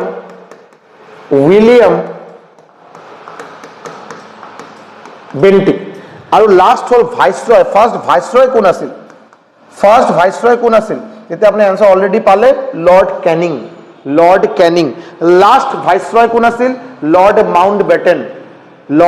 মাউন্টব্যাটেন ক্লিয়ার ঠিক আছে মানে ব্রিটিশ ইন্ডিপেন্ডেন্ট ইন্ডিয়া কথা বেলেগ সো ব্রিটিশ ইন্ডিয়াত এইকেইটা নাম মনত ৰাখিব এতিয়া কথা হল ওয়াৰেন হেস্টিংত কোন এক্টৰ জৰিয়তে তেখেতক গভৰ্ণৰ জেনেৰেল অফ বেংগল বনোৱা হৈছিল তো অলৰেডি মই অলপ আগত ক'লো ৰেগুলেটিং এক্ট অফ 1773 এই এক্ট পাস কৰাৰ পিছত গভৰ্ণৰ অফ বেংগল যে আছিল গভৰ্ণৰ অফ বেংগলক গভৰ্ণৰ জেনেৰেল অফ বেংগল কৰা হ'ল ক্লিয়াৰ কিয় কৰা হ'ল তাতে কিবা ৰোল কিবা বেলেগ হ'ল নেকি হয় ৰোল কিবা বেলেগ হৈ গ'ল কেনেকৈ যেতিয়া গভৰ্ণৰ অফ বেংগল আছিল তেতিয়া বাৰু অকল বেংগলৰ ওপৰত তেখেতৰ অথৰিটি আছিল যেতিয়া বাৰু ৰেগুলেটিং এক্ট অফ 1773 পাৰ কৰাৰ পিছত যেতিয়া গভৰ্ণৰ জেনেৰেল অফ বেংগল বনোৱা হ'ল ওয়াৰেন হেস্টিংক বনোৱা হ'ল তেতিয়া বেংগলৰ লগত বম্বে আৰু মাদ্ৰাছৰ যিটো প্ৰেচিডেন্সি বুলি কোৱা আছিল বম্বে আৰু মাদ্ৰাছ প্ৰেচিডেন্সি এই দুটাৰ অথৰিটি কিন্তু গভৰ্ণৰ জেনেৰেল অফ বেংগলক দিয়া হ'ল এই সময়তে ইণ্ডিয়াৰ মেইনলি তিনিটাই ট্ৰেডিং সেন্টাৰ আছিল বিজনেস কৰাৰ বাবে ইষ্ট ইণ্ডিয়া কোম্পানীৰ ইণ্টাৰেষ্টেড জোন তিনিটাই আছিল বেংগল মাদ্ৰাছ বম্বে গভৰ্ণৰ অফ বেংগল অকল বেংগলৰ ওপৰত অথৰিটি আছিল বা যেতিয়া গভৰ্ণৰ জেনেৰেল অফ বেংগল বনোৱা হ'ল থ্ৰু 1773 ৰেগুলেটিং এক্ট তেতিয়া বাৰু তেখেতৰ পাৱাৰ আহি গ'ল বম্বে মাদ্ৰাছ এণ্ড কলকাতা মানে এণ্ড বেংগল ক্লিয়াৰ समझ गए आगे बढ़ते हैं the permanent settlement very very important introduced by Lord Cornwallis first of all বাকি কোশ্চেন তো বাৰু পিছৰ কথা এইটো অলপ চাব পাৰ্মানেন্ট সেটেলমেন্ট কোনে আপোনাৰ ইন্ট্ৰোডিউস কৰিছিল পাৰ্মানেন্ট সেটেলমেন্ট এটা ট্যাক্স সিস্টেম হয় ট্যাক্স লোৱাৰ এটা সিস্টেম ট্যাক্সেশন সিস্টেম কোনে ইন্ট্ৰোডিউস কৰিছিল লৰ্ড কৰ্নওয়ালিস ইন্ট্ৰোডিউস কৰিছিল কোনে ইন্ট্ৰোডিউস কৰিছিল লৰ্ড কৰ্নওয়ালিস ইন্ট্ৰোডিউস কৰিছিল ভেৰি ভেৰি ইম্পৰ্টেন্ট ক্লিয়াৰ ক'ত ইন্ট্ৰোডিউস কৰিছিল কোন ইয়াৰত ইন্ট্ৰোডিউস কৰিছিল ये भी बहुत इंपॉर्टेंट है 1793 में लॉर्ड कॉर्नवालिस इंट्रोड्यूस किया था परमानेंट सेटलमेंट कहां पे इंट्रोड्यूस हुआ था बंगाल बिहार एंड उड़ीसा बेंगल में इंट्रोड्यूस हुआ था बिहार में हुआ था उड़ीसा में हुआ था क्वेश्चन আমাক কি খুদিছে যে কোত প্রিভ্যালেন্ট হোৱা নাই নট কোন ঠাইত ইয়াতে পাৰ্মানেন্ট সেটেলমেন্ট इंट्रोड्यूस কৰা নাছিল आंसर হ'ব पंजाब ऐसा जगह था जहां पे आपका परमानेंट रेवेन्यू सेटलमेंट या परमानेंट सेटलमेंट इंट्रोड्यूस करा नासिल कोत करा होसिल बेंगलत करा होसिल बिहारत करा होसिल उड़ीसात करा होसिल कोन यारत इंट्रोड्यूस करा होसिल 1793 करा होसिल कोने इंट्रोड्यूस কৰিছিল लॉर्ड कॉर्नवालिस इंट्रोड्यूस কৰিছিল क्लियर এতিয়া আমাৰ কথা হল এই পাৰ্মানেন্ট ৰেভিনিউ সেটেলমেন্ট কি আছিল অলপ সৰুকে কৈ দিও যে এই সময়তে বাৰু এটা নিয়ম চলি আছিল যে যত জমিনদাৰ বা ৰজা আছিল তেখেতসকলক পেনশন দিয়াৰ এটা নিয়ম চলি আছিল যে বিকজ তেতিয়ালৈকে বাৰু ব্ৰিটিছৰ পুৰা মোটামুটি ইণ্ডিয়া বাৰু তেখেতৰ ভাল এটা মানে কবজাত আহি গ'ল আৰু হোল্ডত আহি গ'ল আৰু এতিয়া আমাৰ জমিনদাৰ আৰু আমাৰ ৰজাই কেইটা কি কৰিব তেতিয়া আৰু অৱস্থা বেয়া তেখেতসকলক কি বনাই দিলে তেখেতক পেনশন দিয়া ষ্টাৰ্ট কৰিলে অলপকে পেনশন দিয়ে इधर कॉर्नवालिसे भाविले तो साला पेंशन उसको ऐसे क्यों देंगे बिना कुछ काम किए जमींदार हो या राजा जो भी हो उसको हम लोग पेंशन ऐसे क्यों देंगे अभी तो इंडिया मेरा है हम लोग का है इंडिया अभी उसको पेंशन में फ्री में क्यों दूंगा तो काम में लगा देते क्या काम में लगाएंगे কি আপোনাৰ যেতিয়া গাঁও ইমান গাঁও আছিল, বেলেগ বেলেগ গাঁও আছিল, তাতে বহুত ফাৰ্মাৰ আছিল, বহুত কৃষক মানে কৃষি কাম কৰা মানুহ আছিল। চ' ইয়াৰ পৰা টেক্স যিটো মানে उला काम खिनी यार टैक्स मैंने आधा टैक्स उसको जो लेना होगा ना अलग अलग आदमी से, वो लेने में बहुत ज़्यादा दिक्कत होता था। ये टैक्स बेलेग बेलेग मानुह ताते যাব লাগে, আমার কমিউনিকেশন একটা গ্যাপ হৈ যায়। আমার ইয়াতে ইংলিশৰ মানুহকেইটা ইংলিশৰ বাহিৰত বেলেগ লেংগুৱেজ ক'ব নোৱাৰে। আমাৰ দুখীয়া ফাৰ্মাৰ বা কৃষিকেইজন ভালকে লেংগুৱেজ বুজিব নোৱাৰে, তাতে বহুত বেছি অপাৰেশ্যন হৈ আছে, বস্তুখিনি বহুত বেছি কমিউনিকেশন গ্যাপ হৈ আছে, প্ৰব্লেম হৈ আছে। চ' এই কাৰণে কি কৰিলে যে জমিনদাৰ যিকেইজন আছিল তেখেতসকলক অথৰিটি দিয়া হ'ল যে আমি এতিয়া এজন এজনকে তাতে আৰু তাতে নাযাওঁ আৰু পইচা কালেক্ট কৰাৰ বাবে आपके ऊपर जिम्मेदारी है, आप साल में पैसा कलेक्ट करके हम लोग को हिसाब दे दीजिएगा। अगर कम ज़्यादा हुआ तो आपको उसको ये करना होगा, देना पड़ेगा, भरपाई करना होगा। तो जमीनदार ऊपर प्रेसार दी दिले निजर निजर जिमानखिनि अथरिटी थाका जगह आछे तार पर जाते पैसाखिनि कालेक्ट करा हय इन टार्म्स अफ टैक्स, ठीक है, लगान इन टार्म्स अफ लगान कालेक्ट करार पिছত जाते इंग्लिशक जाते दिया हय। तो এই নিয়মক কোৱা হয় পার্মানেন্ট রেভিনিউ সেটেলমেন্ট। কোনে ইন্ট্রোডিউস করেছে? Cornwallis. Clear? Next question, who among the following Governor General of India wrote about the predicament on Indian weavers? The bones of the cotton weavers are scattered on the plains of India. So question holds যে কোন governor general of India, কোন governor India বাৰু এই স্টেটমেন্টটো দিছিল যে আমাৰ cotton weaver মানে যিসকল কৃষিয়ে বাৰু কটন মানে তুলা আৰু কটনৰ যিসকলে বাৰু চাষ কৰে তেখেতসকলৰ অৱস্থা একেবাৰে বেয়া, তেখেতসকলৰ হাত মানে কাম কৰোঁতে কৰোঁতে অৱস্থা বেয়া আৰু তেখেতে ৰেজাল্টত তেখেতসকলে পয়সাই নাপায় আৰু মানে ইণ্ডিয়াত কটন উইভাৰ্ছ কটনৰ চাষ কৰা ফাৰ্মাৰ্ছৰ অৱস্থা একেবাৰে বেয়া আছিল। আৰু এইটো লৈ কোন গভৰ্ণৰ জেনেৰেলে মাত দিছিল, কোন গভৰ্ণৰ জেনেৰেলে এইটো এগেইনষ্টত এটা মানে কৈছিল যে এইটো বাৰু ঠিক হোৱা নাই বস্তুখিনি। এনচাৰ হ'ব আপোনালোকৰ উইলিয়াম বেণ্টিক। এনচাৰ হ'ব বাৰু উইলিয়াম বেণ্টিক। এই উইলিয়াম বেণ্টিক কিন্তু আপোনাৰ first governor general of India. এই উইলিয়াম বেণ্টিকে হ'ল আপোনাৰ বাৰু first governor general of India আৰু তেখেতে বাৰু ষ্টেটমেণ্টটো দিছিল। ক্লিয়াৰ? মানে বেচিকেলি ইষ্ট ইণ্ডিয়া কোম্পানী আৰু ব্ৰিটিছ ক্ৰাউনে ইমান প্ৰেছাৰ দিছিল আৰু যে মানে লাগান বহুত বেছিকৈ টেক্স লোৱা, তেখেতসকলে তাৰ ৰিজাল্টত আৰু যিটো তেখেতসকলৰ পৰা যে বস্তু খালি অকল কটন বুলি কথা নহয়, যিমানখিনি বস্তু লোৱা হৈছিল আৰু চ' মানে ইয়াৰ পৰাইতো বস্তুখিনি পোৱা আছিল না, কিন্তু তাৰ এগেইনষ্টত যিটো ফাৰ্মাৰক যিমানখিনি পইচা দিব লাগে সেইটো দিয়া নাছিল আৰু বহুত অপাৰেশ্যনত ৰাখিছিল আৰু চ' এইটোৰ এগেইনষ্টত কটন উইভাৰ্ছে কিন্তু মাত দিছিল বাৰু উইলিয়াম বেণ্টিকে। Clear? Next in 1836 became the Governor General of India. এই চাৰিজনৰ মাজত কোন বাৰু 1836ত গভৰ্ণৰ জেনেৰেল অফ ইণ্ডিয়া বনোৱা হ'ল, মানে গভৰ্ণৰ জেনেৰেল অফ ইণ্ডিয়া বনোৱা হ'ল। চ' লৰ্ড হেষ্টিংছটো নহ'ব বাৰু, লৰ্ড কাৰ্জনটো বেংগল পাৰ্টিশ্যন 1905 এইটো 1836 বহুত বছৰৰ গেপৰ কথা। আৰ্ল অফ অকলেণ্ড না ৰবাৰ্ট ক্লাইভো বাৰু গভৰ্ণৰ অফ বেংগল বহুত আগত আছিল। চ' এনচাৰ হ'ব আপোনাৰ আৰ্ল অফ অকলেণ্ড। ইয়াক লৰ্ড অকলেণ্ডো বুলি ক'ব পাৰে, লৰ্ড অকলেণ্ড।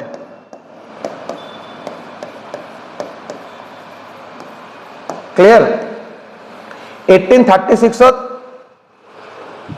লৰ্ড অকলেণ্ড যে আছিল তেখেতক বাৰু কি কৰা হ'ল 1836ৰ পৰা বেচিকেলি 1836ৰ পৰা কুইট ইণ্ডিয়া কি হৈ আছে 1842 লৈকে 1836ৰ পৰা 1842 লৈকে বাৰু তেখেতে বাৰু আছিল আমাৰ কি কয় এইটো গভৰ্ণৰ জেনেৰেল। আৰু এটা কথা ইয়াতে মনত ৰাখিব, এটা আপুনি ৱৰ্ড পাব হা, অকলেণ্ডছ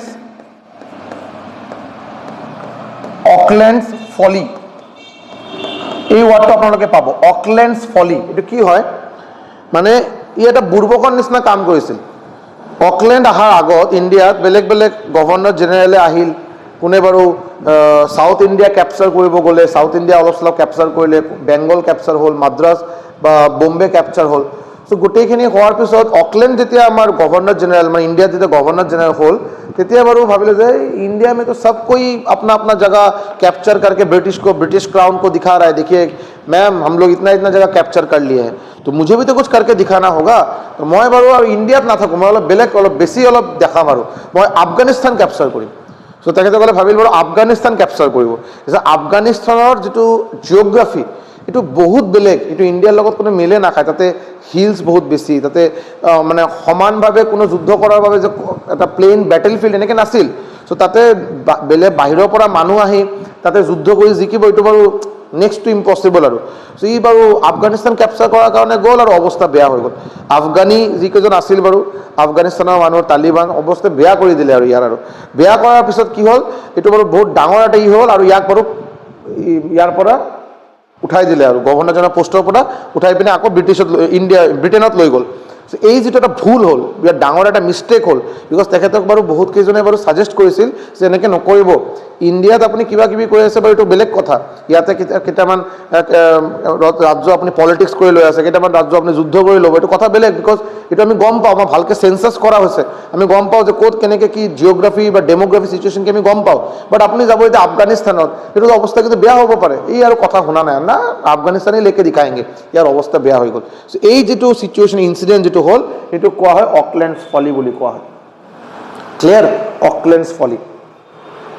next question the result of English Education Act of 1835 was to make dash as a medium of instruction for education first of all English Education Act of 1835 eto eta education act education eta ain uloa hol education related eta ain eta uloa hol ঠিক আছে কোনে উলাইছিল এটো বড় আপনার Lord মকলে বলি এজন আছিল মকলে ঠিক আছে এটু লিখিব বড় হ্যাঁ MACAULAY Mokles minute of education minutes of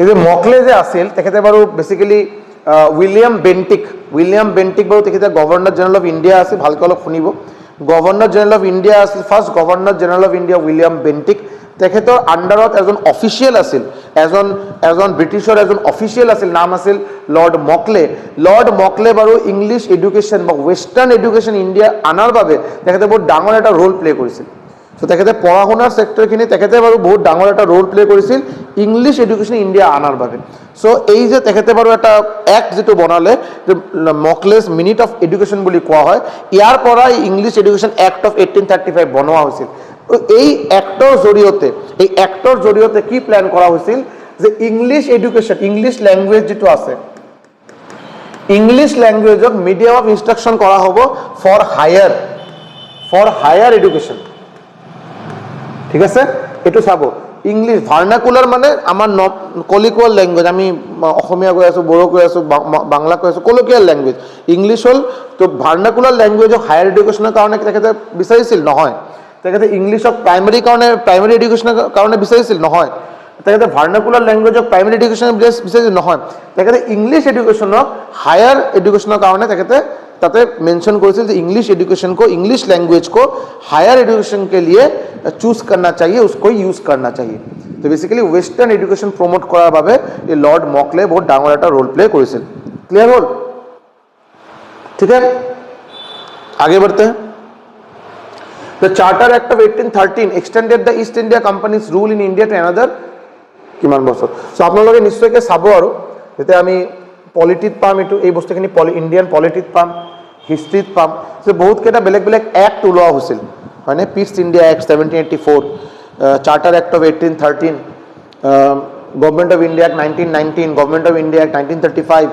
government of India act 1858 এনেকৈ বেলেগ বহুত এক্ট ওলোৱা হৈছিল আৰু এই এক্ট কেইটা ওলোৱাৰ লগে বহুত কেইটা চেঞ্জ আহিছিল এডমিনিষ্ট্ৰেশ্যন ৱাইজ সিচুৱেশ্যন ৱাইজ বহুত কেইটা ইণ্ডিয়াত চেঞ্জ আহি গৈছিল সো এই যে 1813 এই 1813ত এটা চাৰ্টাৰ এক্ট এটা ওলোৱা হ'ল এই এক্টৰ জৰিয়তে ইষ্ট ইণ্ডিয়া কোম্পানীৰ যে ইণ্ডিয়াৰ যেটো ৰাজত্ব এটো বাৰু আকৌ এক্সটেন্ড কৰা হ'ল কিমান বছৰৰ বাবে এক্সটেন্ড কৰা হ'ল এনসাৰ হ'ব 20 বছৰৰ বাবে 20 ইয়াৰ্ছৰ বাবে আৰু ইষ্ট ইণ্ডিয়া কোম্পানীৰ ৰাজত্ব চাৰ্টাৰ এক্টৰ জৰিয়তে চাৰ্টাৰ কোনে ওলাই আৰু ব্ৰিটিছ ক্ৰাউনে উলাইছিল ब्रिटिश क्राउन ने उलाई पिने कोई दिए ईस्ट इंडिया कंपनी आप लोग अभी और 20 साल अभी रूल कर सकते हैं 20 साल उधर रखिए उधर आपका देखिए 20 साल आप उधर बिजनेस करते रहिए ठीक है हो गल यार आगत और এটা কথা কই দিও 1830 এটা কোশ্চেন এটা আইছিল 1813 এর আগত কোন অ্যাক্ট উলাইছিল এটা হবে charter act of 1793 charter act of 1793 charter act of 1793 এটা আছিল, ইয়াৰ পিছত 1813 20 বছৰ গ্যাপত আহিল 1813, ইয়াৰ পৰা আকৌ 20 বছৰ গ্যাপত 1833 আকৌ এটা চাৰ্টাৰ এক্ট আহিছিল। So 33 35 আহিছিল নহয়, so ना 33 1830 यस, चार्टर एक्ट ऑफ 1833 वो भी एक आया था जिसके बाद आपको ये बनाया गया था, गवर्नर जनरल ऑफ इंडिया बनाया गया था। क्लियर? आइए next question, Wood's despatch, very very important, Wood's despatch, ये ई नहीं होगा, Wood's despatch sent by court of directors of the East India company in 1854 was related to, এই যে উডস ডিসপ্যাচ বুলি এটা টিম বুলি ক'ব পাৰে, এটা আপুনি টিম বুলি ক'ব পাৰে, ঠিক আছে। তেখেতৰ নাম আছিল Charles Wood, sir Charles Wood, Charles Wood. তেখেতক এটা টিম এটা দিয়া হৈছিল আৰু টিম বনাই পিনে ইণ্ডিয়াত পঠোৱা হৈছিল। কোনে পঠাইছিল? কোৰ্ট অফ ডাইৰেক্টৰ্ছ, মানে বেসিক্যালি আপনি এনেকে ভাবক ব্ৰিটিশ পাৰ্লামেন্ট চাৰ্লস উডক এটা টিম দি পিনে ইন্ডিয়াত পঠাইছিল, কিহৰ বাবে? ইণ্ডিয়াৰ এডুকেশ্যন ৰিফৰ্ম কৰাৰ বাবে, ইণ্ডিয়াৰ এডুকেশ্যনক আৰু বেছি ভাল ভাল পজিশ্যনত লৈ যোৱাৰ বাবে তেখেতক পঠোৱা হৈছিল। তো চাৰ্লছ উড বা উডছ ডিস্পেচ, এই উডছ ডিস্পেচ যেটো ৱৰ্ড, যেটো আপুনি 1854ত আপুনি উডছ ডিস্পেচটো কৰা হৈছিল, এটো বাৰু এডুকেশ্যন ৰিলেটেড হয়, এটো এডুকেশ্যন ৰিলেটেড হয়। আৰু এই যে উডছ ডিস্পেচক কি বুলি কোৱা হয়? Magna Carta, very important, Magna Carta of English education in India. এই উডছ ডিস্পেচক কি বুলি কোৱা হয়? Magna Carta of English education in India বুলি কোৱা হয়। ক্লিয়াৰ হ'ল? নাম আছিল বাৰু চাৰ্লছ উড, হৈ গ'ল। তো তেখেতে বাৰু আৰু অলপ কৈ দিওঁ, তেখেতে বাৰু এই চাৰ্লছ উডছ ডিস্পেচত তেখেতে কি মেনশ্যন কৰিছিল যে ভাৰ্নাকুলাৰ লেংগুৱেজ, প্ৰাইমাৰী এডুকেশ্যনৰ বাবে ভাৰ্নাকুলাৰ লেংগুৱেজ ইউজ হোৱাটো প্ৰয়োজন। নিজৰ ভাষাত সবে যদি নিজে পঢ়া শুনা কৰে যদি এটা বেটাৰ। প্ৰাইমাৰী এডুকেশ্যন মানে 1-2 লেভেললৈকে আৰু 1-2, 3, 4 লেভেললৈকে এনেকৈ যদি নিজৰ ভাৰ্নাকুলাৰ লেংগুৱেজ ইউজ কৰা যায় স্কুলত ভাল, বাট হায়াৰ এডুকেশ্যনৰ বাবে কিন্তু ইংলিছ ইউজ কৰাটোৱে প্ৰয়োজন, বিকজ তেতিয়া ৱৰ্ল্ডৰ লগত ইণ্টাৰেক্ট কৰা সুবিধা হ'ব, ৱৰ্ল্ডৰ লগত বিজনেছ কৰা সুবিধা হ'ব, কমিউনিকেশ্যনটো ইজি হ'ব, আৰু যদি ইংলিছ হায়াৰ এডুকেশ্যনৰ বাবে যদি চুজ কৰা হয়। এইটো বাৰু উডছ ডিস্পেচত মেনশ্যন কৰা হৈছিল, আৰু তেখেতৰ বাৰু মেইন হেড কোন আছিল? চাৰ্লছ উড, ঠিক আছে। ইয়াক ম্যাগনা কাৰ্টা বুলি কোৱা হয়, Magna Carta of English education, Magna Carta of English education India, এই উডছ ডিস্পেচক কোৱা হয় 1854। এইটো বাৰু আজিৰ আমাৰ লাষ্ট কুৱেশ্যন আছিল। এবাৰ নিশ্চয়কৈ প্লিজ জনাব হা আপোনালোকে, বিকজ এইটো বাৰু ফাৰ্ষ্ট সেशन मैं কৰিলোঁ, এবাৰ নিশ্চয়কৈ প্লিজ জনাব যেটো বাৰু কেনে লাগিল। মানে ऐसे ही बोलेंगे कि आपको डायरेक्ट से आंसर टिक करते हुए जाएंगे। मैं कोशिश कर रहा हूँ कि इसका रिलेटेड जितना भी इंफॉर्मेशन चाहिए उस पर्टिकुलर टॉपिक में वो मैं बोलते हुए जाऊँ। ऑब्वियसली जब मॉडर्न इंडियन हिस्ट्री करेंगे या अलग अलग जीएस का पार्ट, पॉलिटी करेंगे, जियोग्राफी करेंगे, तब तो डिटेल्स में बात होगा ही होगा, तब तो एग्जिट स्टोरी में आपको चीज़ को बोलूँगा ही बोलूँगा। बाट এতিয়া কাৰণে যদি আমি এনেকৈ বস্তুখিনি কৰোঁ আপুনি অলপ ইণ্টাৰেষ্টটো পাব, বস্তুখিনি নোট ডাউন কৰি থাকিব, বস্তুখিনি তেতিয়া ভাল হ'ব। আৰু চ' আপোনালোকে প্লিজ যিসকলে বাৰু ভিডিঅ'টো চাব আৰু প্লিজ এবাৰ মোক জনাব যে আপোনালোকে ইয়াৰ পৰা কিবা ইম্প্ৰুভমেণ্ট বিচাৰে নেকি, যে নাচা এনেকৈ নহয় এনেকৈ কৰক বা এনেকৈ, আৰু অলপ প্লিজ ক'ব। দ্বিতীয়টো কথা মই গম পাওঁ যে এইটো আপোনালোকে নিশ্চয়কৈ লাইভ ক্লাছটো চাগে বিচাৰে, ছাৰ আপুনি এই ক্লাছ কেইটা বাকী ইউটিউব চেনেলে সেম ক্লাছ বা সেম ধৰণৰ কণ্টেণ্ট দিয়ে কিন্তু লাইভ দিয়ে, চ' লাইভ কৰাৰ সময়তে একটা ইন্টাৰাকশন ভাল হয়, এটা মই নিশ্চয়কৈ এগ্ৰি কৰোঁ। বাট কনচিডাৰিং মাই টাইম মেনেজমেণ্ট বা মোৰ টাইম কনষ্টেণ্ট যিবিলাক আছে, বিকজ ডিউটি কৰিব লগা থাকে, ডিউটিৰ পৰা আহি আকৌ স্কুল বেচ আছে, ক্লাছ 10, ক্লাছ 11, ক্লাছ 12, ইয়াৰ বাহিৰত অফলাইন ইউফোৰিয়া একাডেমিৰ অফলাইন ক্লাছেছ, ইউফোৰিয়া একাডেমিৰ অনলাইন পেইড বেচ। চ' মই জাষ্ট একদম অনেষ্টলি কৈ আছোঁ আৰু চ' মই লাইভ ক্লাছ যদি কৰা ষ্টাৰ্টো কৰোঁ নহয়, এইটো বহুত ডিছকণ্টিনিউ ইৰেগুলাৰ হ'ব বস্তুখিনি, আজি কৰা হ'ল কালি বন্ধ হৈ গ'ল, আকৌ দুদিন পিছত আকৌ ষ্টাৰ্ট কৰিলোঁ, তো আপোনালোকে তাৰ পৰা কোনো বেনিফিট নাপাব। আৰু চ' ৰেডাৰ মই যদি নিজৰ সময় হিচাপে কেতিয়াবা দিনত মই ৰাতিপুৱা যেনেকৈ এতিয়া বাৰু বাজে আপোনাৰ কেইটামান বাজে আৰু 7টামান বাজে, আৰু 7 এতিয়া মই আহি এটা ভিডিঅ' ৰেকৰ্ড কৰিলোঁ, কেতিয়াবা ৰাতি যদি 9টা 9:30 মানৰ ভিডিঅ' ৰেকৰ্ড কৰোঁ, তেতিয়া কোনো টাইমৰ কোনো বাইণ্ডিং নাথাকে, আৰু মই ডেফিনেট টাইমত মই বস্তুখিনি আপলোড কৰিম। আৰু মই নিশ্চয়কৈ ট্ৰাই কৰিম যদি কিবা কৰি টাইম মেনেজ কৰি যদি লাইভ ক্লাছেছ লোৱা যায়, এটলিষ্ট অল্টাৰনেট ডে যদি লোৱা যায়, এদিন বাদে বাদে যদি লোৱা যায় মই নিশ্চয়কৈ ল'ম। বাট তেতিয়ালৈকে মই মোৰ ফালৰ পৰা মই কণ্টেণ্টখিনি দি থাকিম, বাট লাইভ হওক বা ৰেকৰ্ডিং হওক, বাট আপোনাৰ কিন্তু কোৱালিটি ৱাইজ কোনো হেম্পাৰ নহয়, ভাল কোৱালিটি কণ্টেণ্টে পাই আছে আশা কৰোঁ, এইটো নিশ্চয়কৈ আপোনালোকে জনাব বাৰু। আৰু দ্বিতীয়টো কথা, যিসকল বাৰু ছিনচিয়াৰ ষ্টুডেণ্ট নহয়, আপোনালোকৰ মোৰ ৰিকুৱেষ্ট থাকিব, আপোনালোকে না মোৰ ভিডিঅ' এনেকৈ নাচাব যে একদম লাহে লাহে চাই আছোঁ চাৰে নহয়। যদি আপোনালোকে যদি টাইম বচাব বিচাৰে আপুনি 1.25 স্পীডত চাব, 1.25 স্পীড কৰি লওক, যাতে আপোনাৰ টাইমটো ছেভ হয়। আৰু অকল মোৰ ক্লাছ নহয়, বেলেগ ঠাইত আপুনি ক্লাছ যদি কৰে লাইভ ক্লাছ নকৰিব, যদি টাইম আপুনি বচাব বিচাৰে। লাইভ ক্লাছ যেতিয়া কৰাৰ কথা থাকে নহয়, তেতিয়া আপোনাৰ বহুত তাতে টাইম ৱেষ্ট হ'ব। বিকজ এজন টিচাৰে যেতিয়া পঢ়াব, যি চেনেলে হওক, তেখেতৰ কিবা বেচ প্ৰমোশ্যনৰ কথা থাকে, তেখেতে বেলেগ কিবা আউট অফ কণ্টেক্সট কথা ক'ব, যিটো বাৰু কোৱাটো প্ৰয়োজন, আদাৰৱাইজ এংগেজিং নহয় বস্তুখিনি। বাট যিসকলে ছিনচিয়াৰ ষ্টুডেণ্ট, যিসকলে চাকৰিটো পাব বিচাৰে, তেখেতসকলে বেচ প্ৰমোশ্যন চাই পিনে কি কৰিব বা বেলেগ বস্তু চাই পিনে কি কৰিব, তেখেতে বাৰু নলেজ লৈ কথা আৰু বস্তুখিনি কণ্টেণ্ট লৈ কথা আৰু। सो आप लोग लाइव क्लास मैं जितना भी अच्छा आज तक मेरा दोस्त जितना लोग है जो लोग एसएससी क्रैक किया है, आरआरबी क्रैक किया है, या मेरा जो 6 साल में जितना भी मेरा स्टूडेंट अलग अलग जगह भी नौकरी कर रहा है, सब में एक चीज़ कॉमन है, वो लोग कभी भी 100, और मेरा ऐसा नहीं बोलूँगा कि मेरा 5-6 स्टूडेंट नौकरी मिला है, आज तक लगभग 140 स्टूडेंट को नौकरी मिल चुका है। फिर से एडीआरई का अभी रिजल्ट निकलने वाला है, वो भी नंबर बढ़ेगा। सो मैं ये कारण কৈ আছোঁ বিকজ এই সকলৰ মাজত এটা বস্তু কমন, তেখেতসকলে কিন্তু কোনো ইউটিউবত কেতিয়াও লাইভ ছেশ্যন চাই পিনে টাইম ৱেষ্ট কৰা নাই, কেতিয়াও কৰা নাই বাৰু। সদায় বাৰু ৰেকৰ্ডেড ভিডিঅ' চাই নিজৰ স্পীড অনুযায়ী, নিজৰ টাইম অনুযায়ী। মই বাৰু ক্লাছ এটা হ'লে 11টা বজাত, মই 11টাত মোৰ সময় নাই, মই 11টাত মোৰ টাইম হ'ল ছাপ'জ মেথছ কৰাৰ, বা মই 11টাত মোৰ টাইম হ'ল ছাপ'জ কিবা এটা প্ৰেক্টিছ কৰা, মোৰ বেলেগ কিবা কামেই আছে ছাপ'জ ধৰি লওক। চ' আপুনি এইটো চাব নালাগে বাৰু, আপুনি ৰাতি চাব, আপুনি যি চেনেলে হওক বাৰু আপুনি ৰাতি চাব, টাইমটো অলপ বঢ়াই দিব, 1.25 স্পীডত চাব। আপোনাৰ মেইন কণ্টেণ্ট দি কথা হয়, আপুনি মেইন কণ্টেণ্টখিনি নোট ডাউন কৰক, আপুনি ইমান বেলেগ কথা শুনি কি লাভ আপোনাৰ, হয়নে? চ' অলপ ভালকৈ পঢ়া শুনা কৰক, বিকজ অলৰেডি আপোনাৰ আসাম পুলিচৰ ৰিজাল্টৰ ডেট আহি গ'ল। এডিআৰই ৰিজাল্ট আমি এডিআৰই 2.0 ফাইনেল ৰিজাল্ট আমি কেইদিনৰ ভিতৰত পাবলৈ গৈ আছোঁ। ইয়াৰ পিছত কিন্তু আপোনাৰ লাহে লাহে এডিআৰই 3.0ৰ বাবে নটিফিকেশ্যনৰ এটা কথা ষ্টাৰ্ট হ'ব আৰু ওলাব, নৱেম্বৰ লাষ্ট মানত ওলাই যাব। আৰু যদি আপোনালোকে যদি এতিয়াৰ পৰা যদি প্ৰিপাৰেশ্যন ষ্টাৰ্ট নকৰে আৰু আকৌ যোৱা বছৰৰ নিচিনা যিসকলে ভুল কৰিছিল যে না নটিফিকেশ্যন ওলোৱাৰ পিছতে মই ষ্টাৰ্ট কৰিম বা পৰীক্ষাৰ 2 মাহ আগৰ পৰা ষ্টাৰ্ট কৰিম, বিলিভ কৰক এনেকৈ কিন্তু প্ৰিপাৰেশ্যন নহয়। আপুনি প্ৰিপাৰেশ্যনটো কৰাটো কৰিব, ঘৰৰ মানুহে চাগে সন্তুষ্ট পাব যে মোৰ ল'ৰা বা মোৰ ছোৱালী মানে এতিয়া পঢ়া শুনা কৰা ষ্টাৰ্ট কৰিলে। বাট এটা ইমান কম্পিটিশ্যনত যেতিয়া লাহে লাহে এডিআৰই কম্পিটিশ্যন ইমান বাঢ়ি আছে বাৰু, হয়নে? এপিএছচি ল'ৰা ছোৱালী যিসকলে এপিএছচি ক্লিয়াৰ কৰিব নোৱাৰে তেখেতসকলে এডিআৰইত আহে, অহাটো স্বাভাৱিক বহুত, বিকজ চবে এটা চৰকাৰী চাকৰি বিচাৰে।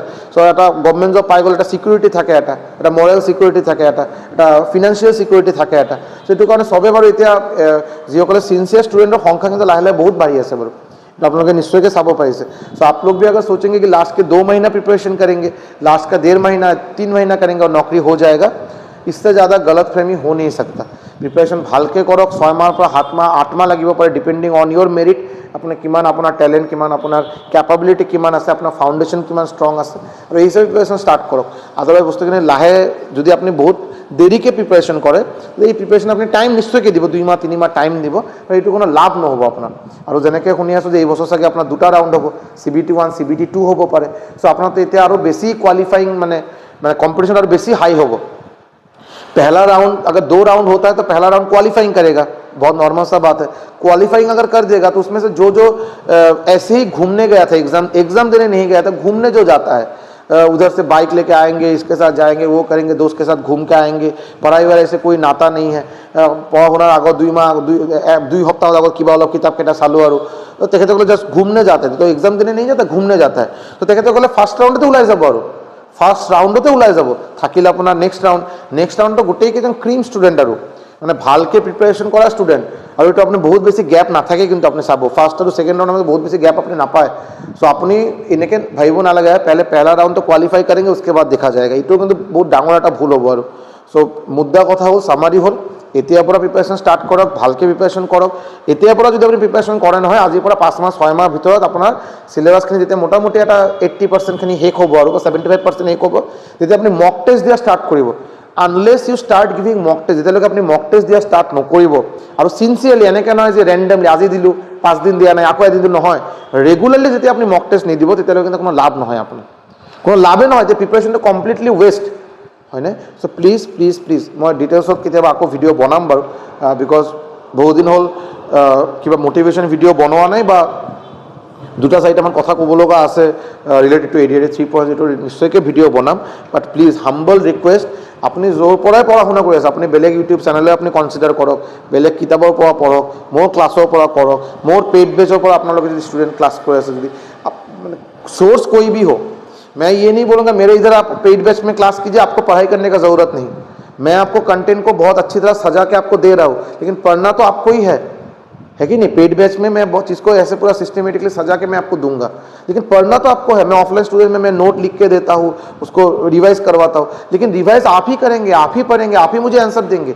मैं इसमें कोई जादू नहीं है, कोई मिदास टच नहीं है, मैं आपको गाइड करूँगा, ये कंटेंट है, इसको पढ़ो, इसको रिवाइज करो। मैं आपको भाइवा या ऑरल में पूछता हूँ ऑफलाइन क्लास में, ताकि उन लोग का रिवीजन होता रहे, लेकिन पढ़ना तो आपको है ना नहीं। सो प्लीज स्टार्ट करो, ভালকৈ কৰক, ষ্ট্ৰেটেজিকেলি ভালকৈ পঢ়া শুনা কৰক, ৰেণ্ডম পঢ়া শুনা নকৰিব, য'ৰ পৰা যি পালোঁ পঢ়া শুনা এনেকৈ নকৰিব প্লিজ, তেতিয়া আপোনাৰে টাইম ৱেষ্ট আৰু নিশ্চয়কৈ চাকৰি পাব, নিশ্চয়কৈ এইবাৰ ভাল ৰিজাল্ট হ'ব, এইটো বাৰু মোৰ একদম মানে ফাৰ্ম মানে এটা বিলিভ নিশ্চয়কৈ হ'ব আৰু। Thank you so' much.